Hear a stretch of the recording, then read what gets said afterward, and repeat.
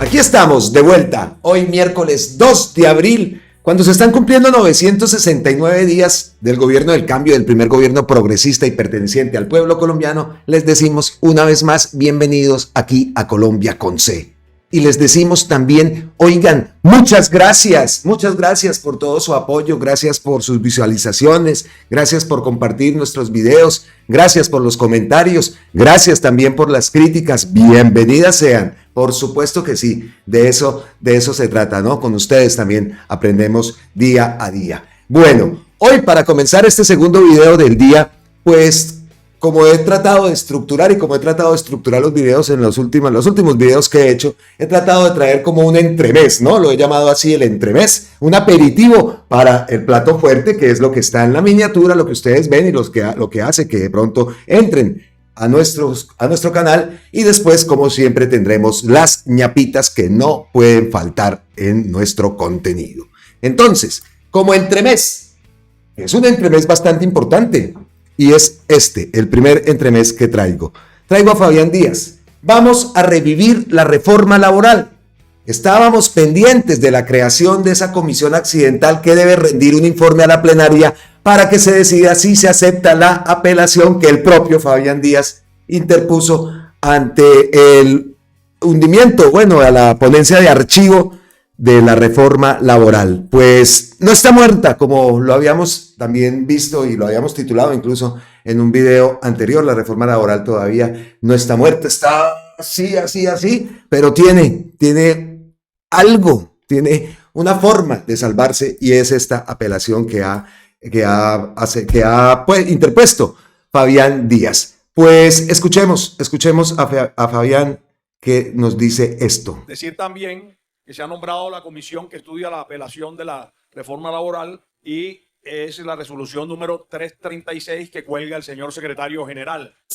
Bueno, tenemos excelentes noticias, y es que acaban de anunciar que ya se creó la comisión accidental que debe rendir informe a la plenaria del Senado para aprobar o negar la apelación de la reforma laboral. Recordemos que la reforma laboral no se ha archivado. Su estado actualmente es de apelación. Es decir, si se aprueba la apelación, vamos a poder continuar con el trámite de esta iniciativa de ley. Ya será en otra comisión constitucional. Muy atentos, porque vamos a lograr devolver esos derechos a los trabajadores que les habrían arrebatado y que a través de la reforma laboral estábamos buscando devolver. Bueno, esa era entonces la primer noticia que traíamos como entremés, como el aperitivo en nuestro contenido. Una buena noticia, por supuesto que sí. Vamos a ver qué ocurre, y lo que tenemos que tener en cuenta en caso tal de que se apruebe y que todo esto que ha interpuesto Fabián Díaz pues llegue a buen término, pues la decisión final es que se tiene que ir a otra comisión para que vuelva a votarse y que se vuelva a debatir. Entonces, pues, primer noticia, primer no es ñapa, primer aperitivo. Entonces me parece bueno. Segundo que tenemos aquí para ustedes. Roy Barreras, el embajador de Colombia en el Reino Unido, aseguró que no tiene ánimo conciliatorio con el senador HPJP, que se suma a lo que vimos en el video anterior, y que la senadora María José Pizarro también tiene lista una demanda contra este senador por hostigamientos. Dice que él incitó a que otros, y ojo lo que dice, abusaran sexualmente de ella y casi la golpea en la plenaria del Senado. Eso lo publica Red Más Noticias, y efectivamente son las palabras de la senadora María José Pizarro. Pues muy bien, y que sigan adelante estas investigaciones, estas denuncias. ¿Cómo así que es que HPJP, él es el director, el presidente de la Comisión de Ética? Pasa igual que ese fiscal anticorrupción que fue detenido por corrupto, que ahora tocaremos ese tema, porque Gustavo Petro hace pocos minutos también acaba de enviar un post, vaya post, que eso lo tocamos ahora, que toca ese tema del régimen de corrupción. Bueno, aquí yo tengo ahora un resumen, ahora tocamos ese tema, y sigamos con el siguiente aperitivo para nuestro contenido. Se ha dicho, y esa derecha quiere hacer, o muchos hacen ver, que ese desfile de testigos, ese desfile de paracos allá en el juicio de Álvaro Uribe, que son llevados por el senador Iván Cepeda. Eso también lo tocamos en el video anterior. Pero pues traemos ahora otro punto, porque la aclaración la hizo el propio senador Iván Cepeda, diciendo que Uribe ha llevado más de 20 testigos. Vimos el video de la senadora Esmeralda Hernández, donde hace una lista que todavía faltan, porque son muchos más. Y también vimos el dato, 13 años lleva este proceso y el senador Iván Cepeda no ha llevado un solo testigo. Que eso tiene que quedar absolutamente claro. Entonces también, como parte de la continuación del video anterior, traigo a Reinaldo Villalba, el gran Reinaldo Villalba. Explico. La Fiscalía, con el fin de poner en evidencia sus falsedades y sus propósitos fraudulentos, llamó en juicio a los testigos que el acusado y sus determinados trajeron al proceso. Que eso tiene que quedar bastante claro. Eso explica que los haya pedido en juicio. Y hay otro post de Reinaldo Villalba que se me hizo. Era otro post que también le respondía, igual que le respondió el senador Iván Cepeda. ¿Dónde está? A ver qué se me hizo. Está muy desinformado, señor Pastrana. Le responde también a Juan Carlos Pastrana, que en el video anterior vimos cómo el senador Iván Cepeda también le había contestado. Pregunta este Juan Carlos Pastrana, dice, ¿por qué todos los testigos de Iván Cepeda declaran contra Iván Cepeda? Entonces, por eso también tenemos que hacer la aclaración, dejar claro eso. No son testigos del senador Iván Cepeda. Todo ese desfile de paracos son testigos de Álvaro Uribe, que la Fiscalía ha llamado para ponerlos en evidencia. Está muy desinformado, señor Pastrana. No son testigos del senador, son los testigos que consiguieron los mandaderos de Uribe, los que han llegado al estrado a verter falsedades. La pregunta es, ¿por qué tanto testigo mentiroso en los estrados judiciales ubicados por esos mandaderos?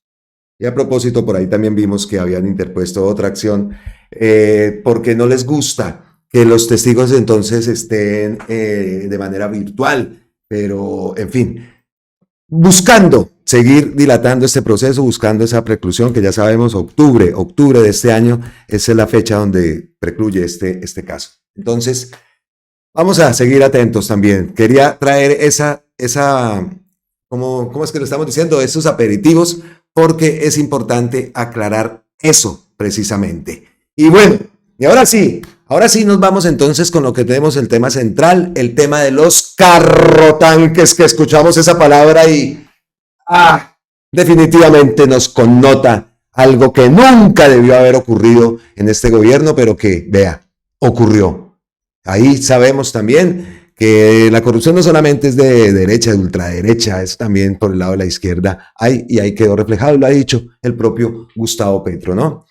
Pues los carrotanques, lo que siempre hemos peleado, lo que yo siempre he dicho, lo que yo vi por allá en La Guajira, incluso hasta salí corriendo detrás de un carrotanque que había pasado también por allá por La Guajira, y el tema del agua, por supuesto, lo vi, lo percibí, le pregunté a la gente, hablé con la gente y obviamente también la gente, el tema carrotanques. Los carrotanques se robaron la plata y lo más importante, la gente. ¿Qué pasa con la gente allá en La Guajira? Pues en medio de todo esto, que repetimos, esto no es que haya llegado el fin o que haya terminado, termina una parte del tema carrotanques, que repetimos, no debió ocurrir, pero lo importante es que por fin, ya se van a repartir. Creo que hay una caravana, según pude ver en redes sociales, hay una caravana que va a cruzar por Manaure, por Uribia, por Maicao, por Riohacha, por lugares por donde tuve el placer de estar hace poco tiempo. Pues van a recorrer esa zona y van a hacer la entrega por fin de estos carrotanques. Entonces, escuchemos a Carlos Carrillo, que en la presentación del anuncio ya de la entrega de los carrotanques, habló fuerte.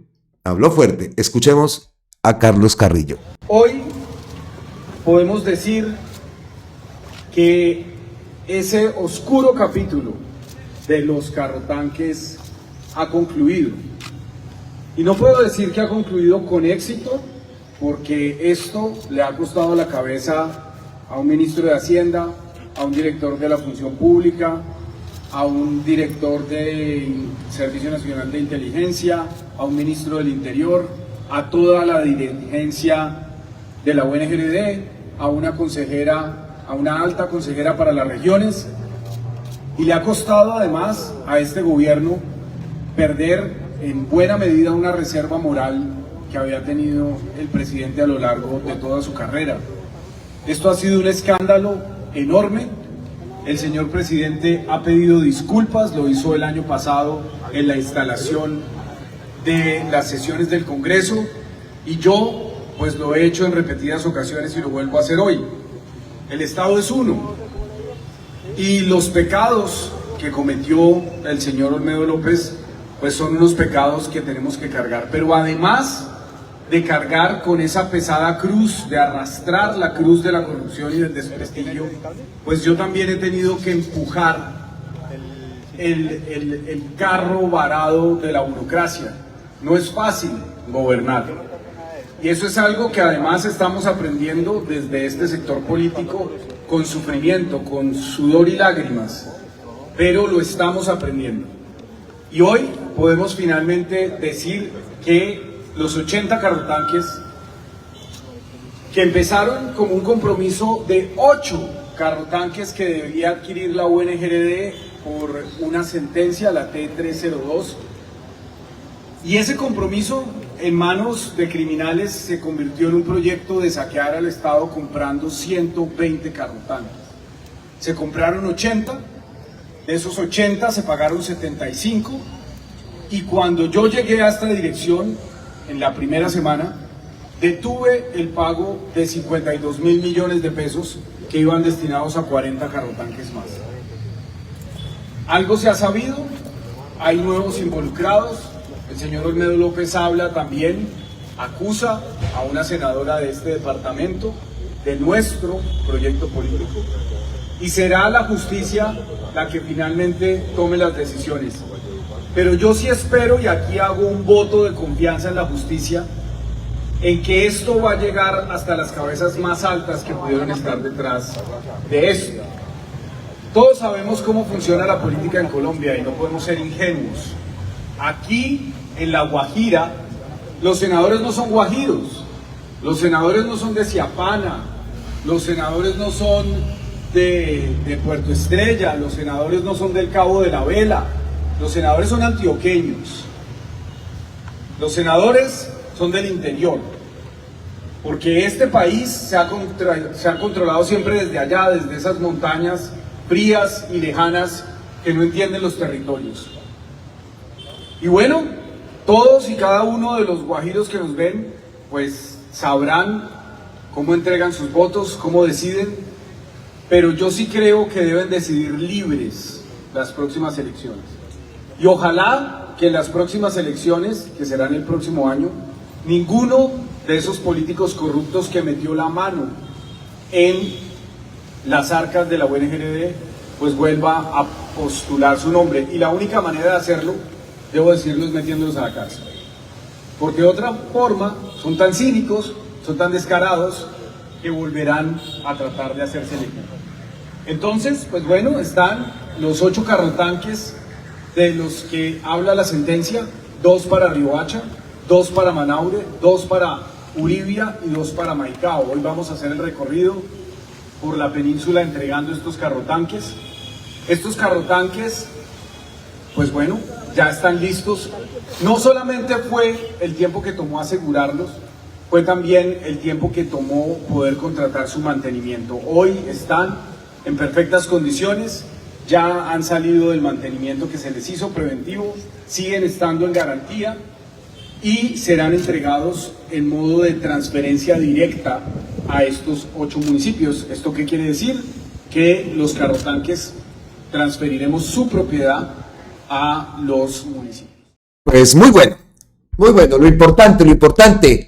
¿Cuántas personas se van a beneficiar? Pues tenemos que los carrotanques que van a llegar a La Guajira, que son 16, que van a estar distribuidos, 2 en Riohacha, 2 en Uribía, 2 en Maicao, 2 en Manaure, 4 para el Ejército, 4 para la Defensa Civil, que también van a recibir estos vehículos para fortalecer sus capacidades, pues va a garantizarle el suministro de agua a 10.600 personas diariamente. Hoy los están entregando, pues que mañana entonces manos a la obra para que por fin se le dé una solución temporal, porque La Guajira necesita unas soluciones más grandes para el tema del agua. Pero esto es un gran paso, algo que se estaba esperando. Vea cómo terminó. Nos retrocedemos en el tiempo y recordamos esos videos donde Olmedo López salía. Así, salían todos los videos diciendo, esto lo hice yo, y vea todo lo que estaba pasando. Increíble. Dije que palabras fuertes, ¿no? Dije que palabras fuertes. Y no sé si ahora es que le vayan a caer porque habla de elecciones y no sé si él pueda meterse en este tema, así como lo dijo. Eso lo digo y es una opinión, un comentario mío, que no sea que ahora le vaya a caer, vaya y le caiga la Procuraduría, aunque esté el hash, eso es lo mismo. Eso ya sabemos que eso es de lo mismo, ¿no? Y como dijo, está la Procuraduría de la señora Cabello. Entonces, no sea que por ahí vayan y se la monten a Carrillo por haber hablado de tema de elecciones y de pronto pueden decir incitar a las elecciones, incitar a la gente, no sé, algo pueden sacarle. Pero lo importante es eso, entonces, 10.600 personas que se van a beneficiar diariamente con el suministro del agua en La Guajira, y estaremos atentos para dónde van los otros vehículos. Pero bueno, es una gran noticia que de verdad que esto se esté presentando en La Guajira y que salga esta caravana, qué envidia estar en mi Colombia amada y en esta tierra tan linda como es La Guajira y que tuve el placer pues de recorrer. Me encanta todo eso y me encanta por ello. Si alguien nos está viendo por allá también vi y me saludaron bastante en Riohacha. Un abrazo, un saludo a alguna persona que esté en La Guajira, a alguien que nos estén viendo por allá, un abrazote inmenso. Mi vecina favorita, allá en Riohacha, en la calle 2, que la tienda se llamaba Dios te bendiga. Ojalá, no sé, bueno, ella se suscribió al canal, y le mando un abrazote, si de pronto de casualidad o alguien nos esté viendo, que le haga llegar el mensaje. Allá en la calle 2, una tienda pequeñita enfrente de todos los hoteles que hay ahí, una tienda pequeñita, un amor de señora, un amorzote de señora, y la tienda me encantó el nombre, que Dios te bendiga. Bueno, dejamos entonces el tema de Riohacha y nos vamos ahora sí al post. Es que estoy haciendo un poco de roña porque Gustavo Petro, el post ese que les dije, largo, que volvió a enviar, diciente y frentero como es él, dice acá sigue, pero no he visto, y tengo acá la cuenta también abierta, a ver si de pronto ustedes no estaban viendo, siempre me ocurre lo mismo. Vea, acá dice en el post, acá, sigue, es este post largo, pero entonces me voy a la cuenta ahora actualmente y todavía no ha continuado. Bueno, estará ocupado porque ese post lleva tiempo, lleva tiempo redactarlo. Bueno, listo. Entonces, perdón, ustedes no estaban viendo. No hay nada nuevo, no está todavía la continuación de ese post. Pero entonces vamos a lo que ha publicado, porque es que de verdad es muy diciente. Habla sobre el régimen de corrupción que vivimos y que llevamos viviendo desde ese cuánto. Ese régimen de corrupción que penetra todos los requisitos del Estado. El cartel nacional de la contratación, una denuncia que hizo el propio Gustavo Petro, pero denunciaron. Tomaron una parte de la denuncia, pero la denuncia principal, esa sí la callaron. ¿Y por qué la callaron? Pues porque habla también de el fiscal Néstor Humberto Martínez y su jefe del partido Cambio Radical. El jefe se ha movido bien. Pues vean el post. Ya lo es largo.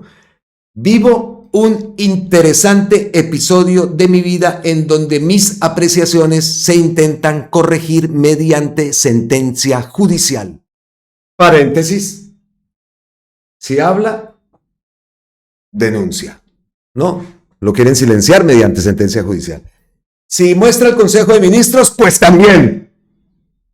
Sentencia judicial, a ver qué pasa. Afortunadamente, pues los consejos de ministros continúan. No quiere que hable, no quiere que denuncie nada. Es el presidente. Y así, todos los días. Por eso es que yo digo, y por ahí leí un post de Daniel Mendoza que hablaba que no caigamos en la trampa, ¿no? De decir que Gustavo Bolívar lo inflaron. No, Gustavo Bolívar, obviamente. Gustavo Bolívar tiene gente. Tiene gente, vea, les voy a decir hasta un secreto. Mi esposa le dice, yo aquí hice la encuesta. Bueno, ¿y tú qué? Yo sí mi opinión me la guardo. Pero tú, ¿qué votarías? ¿A Carolina Corcho o a Gustavo Bolívar? Mi esposa dijo directamente Gustavo Bolívar. En mi caso, que comparta o no comparta la opinión de ella, eso ya me lo guardo. Que Carolina Corcho es una gran, por supuesto que sí, que no quede y esto no se preste para malentendidos, ¿no? Apoyamos la decisión que se tome, por supuesto, pero decimos que tiene que ser una decisión muy bien tomada. También hemos dicho que mucha gente en Bogotá me lo hablaban y me decían, uy, que Gustavo Bolívar quedó de tercero en Bogotá y no sé a qué. Bueno, eso también lo escuché. Como también escuché a don Miguel hablándome, oiga, Carlos Caicedo es un grandísimo candidato en Bucaramanga. Y allá en Santa Marta, por supuesto que sí. Me mostraban obras, esto lo hizo Caicedo, esto también, Caicedo, y se robaron la alcaldía en Santa Marta. De Quintero sí, Pocón, también está. Por ahí alguien también, por supuesto, y no podemos dejar de nombrar a María José Pizarro. Otros que a mí me gustaba personalmente, Iván Velázquez parece que no. Pero esa decisión lo que se debe tomar es una decisión muy bien, no caer en el juego ni poner ni que esto se preste para divisiones dentro de nuestra ala progresista. Es algo que tenemos que tener en cuenta y que pueden haber diferencias de opiniones. Por ejemplo, vean aquí en mi casa. La gente puede pensar por una persona por otra. No es Gustavo Petro. Entonces, a ver cómo le hacemos a eso. A ver cómo le hacemos y cómo escogemos la mejor persona en caso de que, yo digo y lo dejo ahí, porque yo siento un ambiente de constituyente. Aunque no esté en Colombia, se siente también, pues por redes y que yo estaba allá. La gente quiere un cambio y queríamos eso. No pensábamos que fuera, sabíamos que era difícil, pero oiga, hasta este punto, pensábamos de pronto, no, que los periodistas llegan y salen. No, vea que no es así nomás. Entonces, por eso decimos también, los frentes que quedan abiertos y todo esto que está dejando Gustavo Petro también necesita una persona aguerrida, capaz, honesta, para continuar con la bandera del progresismo. Y esa elección la tenemos que hacer nosotros. Entonces, tenemos una grandísima responsabilidad en este juego, entre comillas. Nosotros somos los directores técnicos y los que mandamos a la persona al campo. Al campo de juego, ¿no? Juego entre comillas. Pero en este caso, haciendo una relación con el fútbol o con el deporte, pues, nosotros somos los que dirigimos y sabemos y ponemos allá, en el campo de juego, entre comillas, un juego bastante decisivo para nuestro país, a la persona que nos va a representar. Entonces cierro el paréntesis y continúo con el post de Gustavo Petro, porque es que de verdad, que entonces tiene que retractarse, tiene que esto, si dijo esto, entonces no puede decir, y no puede decir la verdad. Y resulta que Gustavo Petro sí tiene pruebas, y Gustavo Petro sí ha investigado, investigaciones detrás de sus espaldas para poder abrir la boca. Él no es tan tonto también de soltar la boca para que le caigan todo este tipo de demandas. Pero como ellos saben que sus demandas prosperan porque por allá tienen sus amigos y lo mismo, y eso es lo que queremos cambiar, y esa gobernanza, ¿no? El régimen de corrupción, la gobernanza paramilitar, no se cambia simplemente con el voto. Eso se cambia es con una Asamblea Nacional Constituyente, una reforma a la justicia y todas las reformas sociales que el país necesita.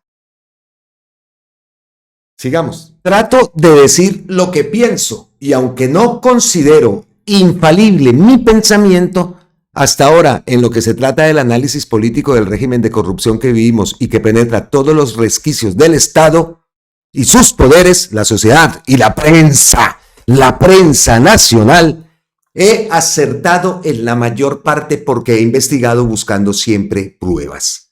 Nadie puede desmentir hoy la parapolítica, las chuzadas del DAS presidencial contra nosotros y el Poder Judicial Penal, la corrupción de Odebrecht y sus sobornados.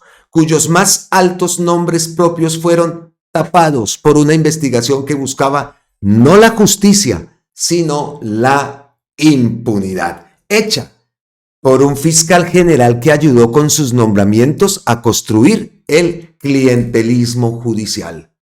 Juzgaron el cartel de contratación de Bogotá y se fueron con toda contra los Nule y los Moreno Rojas, en prensa y en los tribunales. Yo mismo los denuncié, pero una parte de mi denuncia la silenciaron. El cartel nacional de la contratación. Fiscales llevaron a los Nule y Moreno Rojas a silenciarse ante el cartel nacional de la contratación que conocían. Era que el segundo tramo de la Ruta del Sol 2 ya no sería de los Nules, con cuyos recursos pensaban llenar los huecos dejados en las obras por los sobornos que le pedían los altos funcionarios políticos. Los nuevos dueños eran del cartel, eran Odebrecht y sus socios. El fiscal Néstor Humberto Martínez se esmeró con toda su inteligencia en ayudar a su jefe del partido Cambio Radical.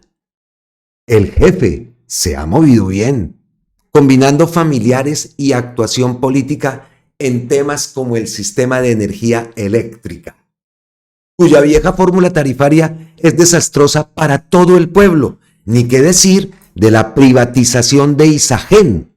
Se mueve en los negocios de la salud, la nueva EPS. Se movió como funcionario en los negocios de la infraestructura vial, gran impulsador de las concesiones viales. Fue el régimen de concesiones el que permitió el robo de Odebrecht con Uribe y con Santos Vargas Lleras en el gobierno. El flamante fiscal Néstor Humberto Martínez fue abogado del socio de Odebrecht y de la sociedad de Odebrecht y Corfinanciera, y luego en el gobierno de Vargas Lleras lo pusieron de fiscal para investigarlos. Procesos de parapolítica se pararon y procesos de alta corrupción también. ¿Por qué? ¿Por qué? ¿Por qué? Porque el fiscal general de la Nación de Cambio Radical y amigo de su jefe ayudó a construir el cartel de la toga. El cartel de la toga no son solo dos magistrados corruptos, es una red dentro del Poder Judicial aún no completamente destruida. Lo estamos viendo. No era por azar que el abogado Gustavo Moreno, por allá lo nombramos, zar anticorrupción de Néstor Humberto, tuviera un proceso en mi contra en su carro cuando los norteamericanos lo detuvieron. No es un azar que el excontralor de Bogotá, Granados, hoy magistrado y acusado de recibir coimas de Odebrecht, me hubiera puesto multas ilícitas impagables de hasta $100 millones por volver mixto y de los recicladores el aseo que ordenaba la Corte Constitucional para inhabilitarme como candidato. Mi competidor era de Cambio Radical. No es un azar que multas, procesos penales se montaran sobre mí y que los procesos serios de parapolítica y de Odebrecht se silenciaran cuando apuntaban a los jefes de Cambio Radical. Ahora me preguntan judicialmente en qué baso mis afirmaciones sobre la influencia de mi contradictor Vargas Lleras en el Poder Judicial.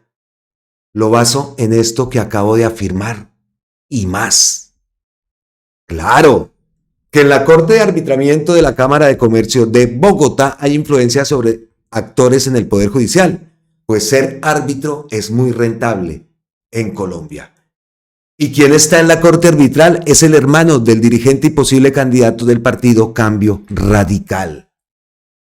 Se repite la historia de más de una década. Y claro que se ha abierto la posibilidad de un golpe parlamentario a través del CNE que me investiga inconstitucionalmente. Sigue. Y cita este artículo de El Espectador. Tutela de Uribe fue escrita por un ex empleado de Granados Operación Descrédito es el título que se ajusta a la perfección a la multicampaña emprendida por el uribismo militante, la prensa afín a esa causa política, varios columnistas con vitrina diaria, los apoderados del exmandatario a los que se suman muchos abogados aparentemente ajenos a su defensa. Primera parte de la columna escrita por Cecilia Orozco Tascón al diario El Espectador, en el diario El Espectador. Continuamos. La decisión de suspensión inmediata del juicio de Uribe, ordenada hace unos días por la Sala de Tutela de la Corte Suprema, en la que el magistrado Jorge Hernán Díaz Soto era el ponente, adquiere sentido en el contexto de la multicampaña descrita. Hoy, cuando una juez diferente a la supuestamente sesgada Heredia falló a favor de esta funcionaria debido a que las consideraciones emitidas por ella, además de garantizar los derechos de los sujetos procesales, se han ajustado a los principios de independencia e imparcialidad, no parece trascendente la medida de interrupción que promovió ese togado. Pero sí lo es, y mucho. Dejó la sensación de hostigamiento judicial a Uribe, el objetivo preciso de la campaña. Díaz Soto, ya se ha dicho, no parece tener reparos de conciencia si se trata de ayudar a los amigos. Su ética se silenció cuando archivó un proceso por el delito de tráfico de influencias endilgado con prueba concluyente a su superior jerárquico en la fiscalía, el tristemente célebre Gabriel Jaimes. Se cae de su peso que un subalterno no debe tomar decisiones en un asunto penal cuando el comprometido sea su jefe directo. Pues bien, el magistrado Díaz no creyó importante respetar el principio de independencia e imparcialidad que le exigió a la jueza Heredia.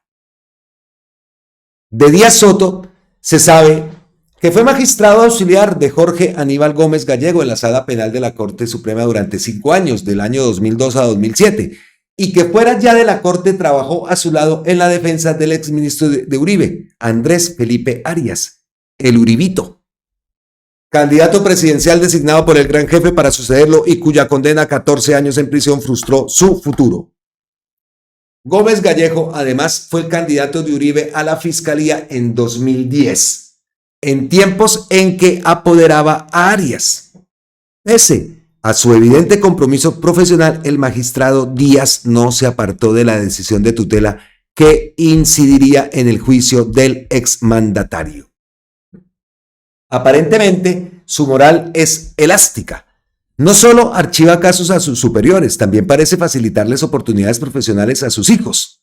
Carlos Andrés Gómez, hijo de su jefe Gómez Gallego, es hoy conjuez en la sala penal en la cual Díaz es titular. Y La Perla, espejo del círculo vicioso del clientelismo judicial, sucede en su despacho, el de Díaz Soto, en donde labora como auxiliar Andrés Felipe Orjuela Villamil, a quien el propio magistrado nombró en agosto del 2003. En la hoja de vida de Orjuela Villamil figura esta línea de información: abogado senior Jaime Granados Peña y asociados. Diciembre del 2010 a septiembre del 2017. 6 años, 10 meses. Como se sabe, Jaime Granados es el abogado principal del enjuiciado Uribe. El ex empleado de Granados trabaja con el magistrado que decidió la tutela que le interesaba al expresidente. Pues sí, así de sencillo. En los pasillos de la corte se ha escuchado que Orjuela Villamil proyectó la decisión que firmó Díaz dándoles gusto, aunque temporal, a Granados, empleador de uno, y a Uribe, el nominador de un cliente del otro. Ver para creer. Por Cecilia Orozco Tascón. Y por eso fue la reacción de Gustavo Petro, que por cierto vamos a volver a entrar a ver si ha continuado porque dijo que seguía, pero hasta el momento no, pues estaremos atentos a la continuación de ese post de Gustavo Petro.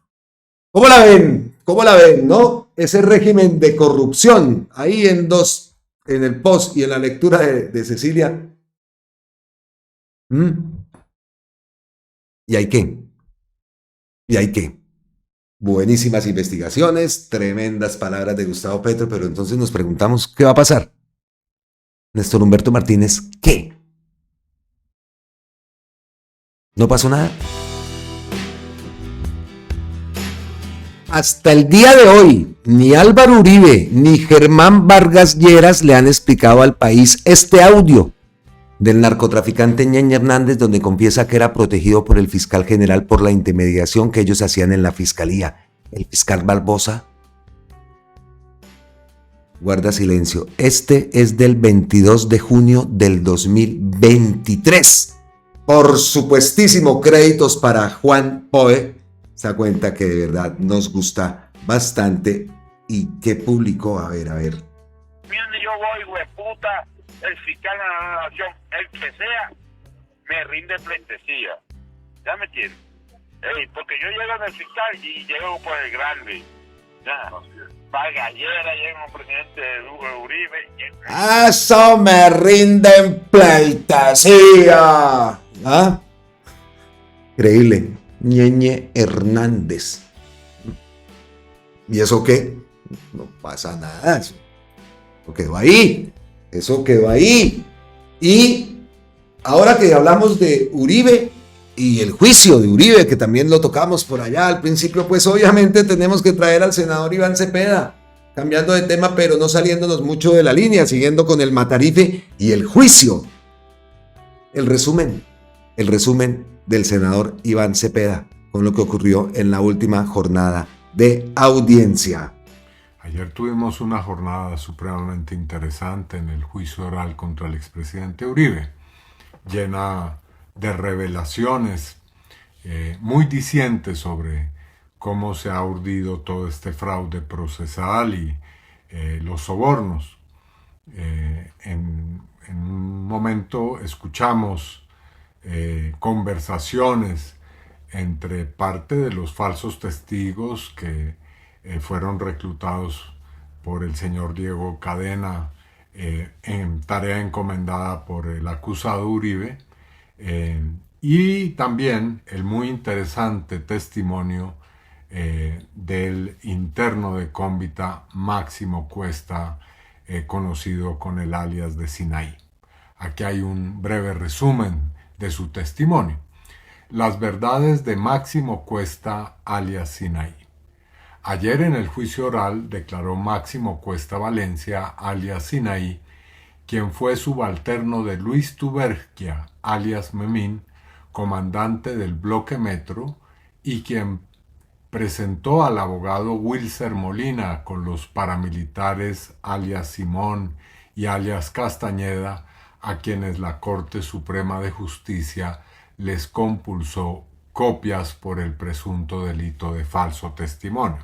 Hay que recordar que estos son Castañeda y Simón, dos de los otros falsos testigos que ha presentado Uribe, y que alias Simón no va a poder testificar a pesar de haber sido llamado en la defensa de Uribe, porque sencillamente hoy todo indica que se ha convertido en cabecilla del Clan del Golfo en el mismo lugar en el que funcionó el bloque Metro. Así que vemos las relaciones de todas estas personas. Primero, Máximo Cuesta ante la Corte Suprema, en declaración rendida en el año 2019, ya había reconocido que se reunió varias veces con alias Cesarín y la abogada Ángela López antes de suscribir la carta, y que la redactaron conjuntamente, la carta que enviaron posteriormente a la Corte Suprema de Justicia cuando Uribe requería sustentar sus recursos contra el auto inhibitorio que se dictó. Ese documento se redactó, dice la Corte, sin radicado para que se enviara acá a la Corte. Posteriormente, en declaración rendida ante la Fiscalía General de la Nación en el año 2021, Máximo Cuesta reconoció que hablaba constantemente con la abogada Ángela López y que incluso lo hizo la semana anterior a esa declaración. Segundo, en su declaración de ayer derrumbó el falso relato del ex jefe de la oficina de Envigado, Hernán Giraldo, alias Cesarín, de la abogada Ángela López, a quienes ya habíamos escuchado, también de Giovanni Cadavid y de Elmo Mármol Torregrosa. Reconoció que nunca les hice un ofrecimiento de beneficios, que las cartas con contenido falso suscritas por ellos tres se elaboraron por la intermediación de Cesarín y de la abogada López, y que para elaborarlas hubo reunión con el abogado Diego Cadena, enviado por Álvaro Uribe. Tercero, aunque la defensa del acusado de manera insistente le preguntó a los tres reclusos de Cómbita si a cambio de suscribir las cartas con las que pretendieron que se revocara el auto inhibitorio dictado a mi favor por la Corte Suprema, los abogados Diego Cadena y Ángela López les habían hecho algún tipo de ofrecimiento y que estos al unísono lo negaron, lo cierto es que en interceptación telefónica del 24 de junio de 2018, practicada al abonado celular de Diego Cadena, con relación a estos reclusos, él confiesa a un asesor, el señor Carlos Alberto Cruz Moreno, conocido también como Cachelito, que sí les ofreció beneficios jurídicos. Cadena dice en esa interceptación: les voy a pedir el siguiente favor, señores. Aquí no les voy a ofrecer ni un apoyo económico ni un beneficio de absolutamente nada. De pronto les puedo ayudar con un trámite dentro del marco legal. Eso se los brindo yo a través de mi oficina de abogados, confiesa Cadena. Cuarto, en conclusión, en este episodio el acusado Uribe Vélez urdió un entramado en el que comprometió al jefe de la oficina de Envigado, Hernán Giraldo, alias Cesarín, a la abogada Ángela López, al asesor de su unidad de trabajo legislativo Fabián Rojas, al abogado Diego Cadena, al director de la cárcel de Cómbita, Coronel Ricaurte, y a los tres internos de esa cárcel. Esto con el propósito de que declararan mendazmente que a cambio de beneficios yo les habría pedido que hicieran falsos señalamientos en contra de los hermanos Uribe Vélez. Esa es la conclusión de este hecho, que en el proceso se conoce como el hecho jurídicamente relevante número 5. Y vaya, si ha sido relevante. He de decir también que en el video anterior utilizamos esa palabra viejo pibe, la palabra con la que escuchamos en el audio saludos al viejo pibe. Un audio que, como lo digo, escuchamos en el anterior video hecho el día de ayer. Un audio en que alias Víctor le advierte al socio de Cadena, Juan José Salazar, que ya no cuenten con él y que le digan a Uribe que dirá toda la verdad ante la Corte Suprema de Justicia. Pues ese audio termina con el saludos al viejo pibe. Pues aquí nos dice también el gran abogado Reinaldo Villalba sobre la búsqueda del testimonio de Carlos Enrique Vélez como testigo. Tampoco fue ajeno a Álvaro Uribe Vélez. El referido viejo pibe es el autodenominado abogánster, el buscador de falsos testigos. Dejamos claro eso también, que también tiene que ver con el video anterior y el título del video. Así que ahí está. ¿A quién iban esos saludos? Saludos al viejo pibe. Bueno, y después de esa aclaración entonces llegamos a la sección ñapitas, el vendaje aquí en Colombia con C. Es que me está pasando una cosa particular. Estoy viendo y no es la primera vez que me pasa. Y de pronto, no sé, es que en X también hay cosas extrañas que ocurren y con bastante frecuencia. Tengo acá el post de Gustavo Petro. Ustedes lo ven, lo están viendo acá. El post que estaba leyendo que continuaba y entonces por eso ando pendiente a ver si lo ha continuado para poder cerrar el video. Entonces de pronto con la continuación de este video, ¿no? Me está pasando aquí por la cabeza. Entonces estoy mirando en el teléfono mientras hablaba, mientras estábamos viendo el video del senador Cepeda. Es que de verdad no sé por qué, pero miren lo que ocurre también. Entonces, ¿ya lo vieron? en el computador. Lo que yo muestro acá es que lo que tengo acá en el computador. Y ahora nos vamos para el teléfono y a la cuenta de Gustavo Petro. Ustedes la alcanzan a ver ahí. Espere a ver si lo ampliamos un poquito para que lo vean más grande. Bueno, así de pronto.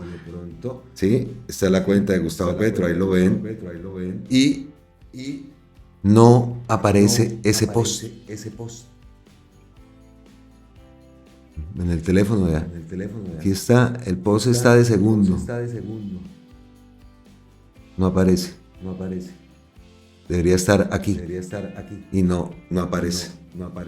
Ya me ha pasado varias veces. No es la primera vez que pasa, entonces, pues.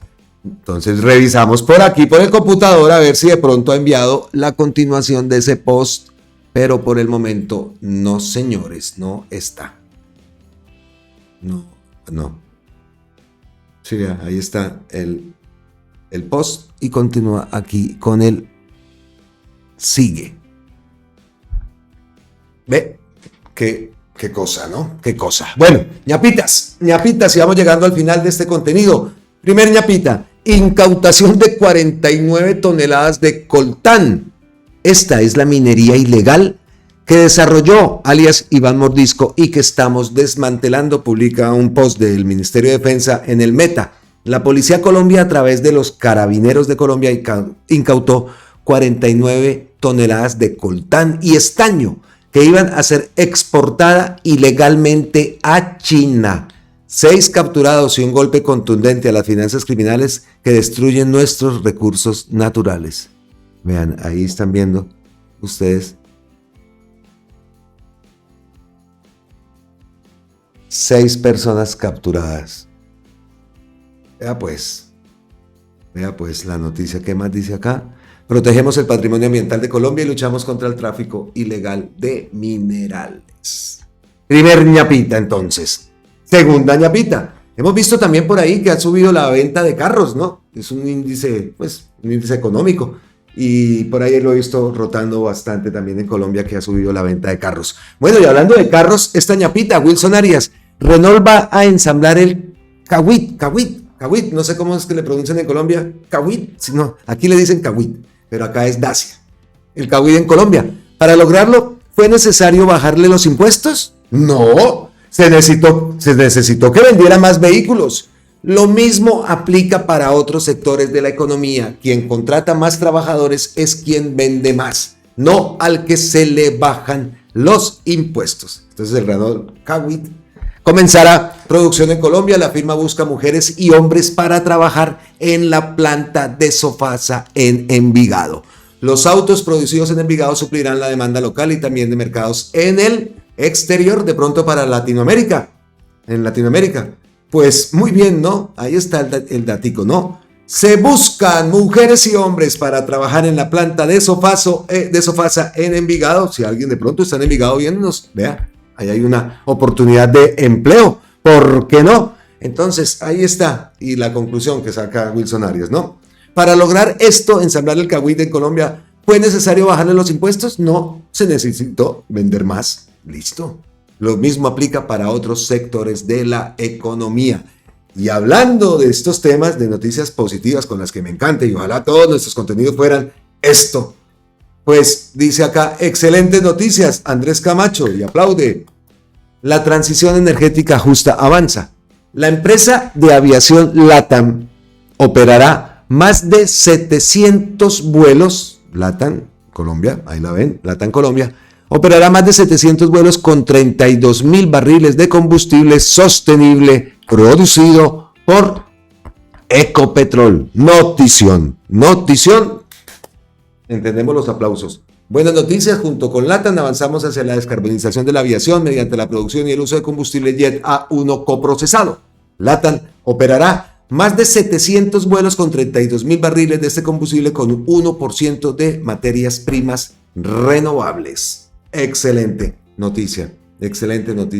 Lo que llaman, ¿no?, la descarbonización de la aviación. Ya por ahí también he visto avances en el avión eléctrico, ¿no? Sobre todo para que pueda cruzar el charquito, que ahí necesitan una autonomía bastante importante. Bueno, llegamos al final de este contenido y cierro el contenido con este post. de Gustavo González González. Con Petro no hay pierde. Si lo dejan gobernar, avanza. Si lo sabotean, les convierte el bloqueo en caudal político. No tienen cómo ganarle. Ese es el maldito desespero. Y sí, tiene toda la razón Gustavo González. Listo, entonces, pues me queda decirles abrazo totototototes ancestrales desde la distancia, como siempre, millones y millones de gracias a todos ustedes, miles y miles de bendiciones. Aquí en España ya es de noche, pues les deseamos a los que nos están viendo por aquí en España, que también recibo mensajes de aquí de España y de Europa, pues buenas noches, y por allá en Colombia y en el resto de los lugares donde nos vean, pues feliz resto de día. Pásenla rico, pásenla sabroso, pero siempre pensando en la transformación de nuestro país. Estamos en modo consulta popular. Ya se suscribieron al canal. Es que ahí lo tengo anotadito, que no se me olvide decirlo. Ya se suscribieron al canal. Por favor, las personas que no se han suscrito, vamos a llegar a esa meta de 200,000 suscriptores. ¡Wow! Suena